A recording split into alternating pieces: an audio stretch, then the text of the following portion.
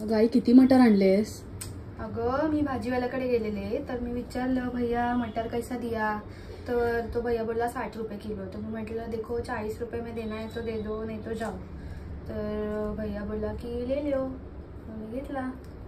काल आवडले का मटर पॅटीस? छान झाले ना? दिले, शेजारी पण दिले मी. तुला डब्याला उद्या मटर पुलाव चालेल? हां चालेल ना? हो. नाश्त्याला पराठे करू का? मटर टाकते थोडेसे स्मॅश करून, छान लागते. हां सायली, आपण ना मटर चिकन बनवूया. लोक बटर चिकन बनवतात, आपण मटर चिकन बनवूया. अगं बरी आहेस नाही? अगं आता सीझन आहे, आत्ताच खायचं असतं. नंतर महाग होतात, 250 रुपये किलोने विकतात. मग तेव्हा बोंबलत बसशील आई मटर का नाही आणत, मटर का नाही आणत. जेव्हा असतं ना ते तुम्हाला खायचं नसतं तेव्हा मटर मटर मटर मटर.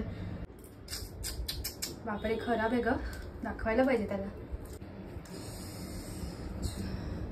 आई ग पाय दुखला. बरं झालं, कशाला एवढं खाली बसलीस? आलं ना पायात मटर?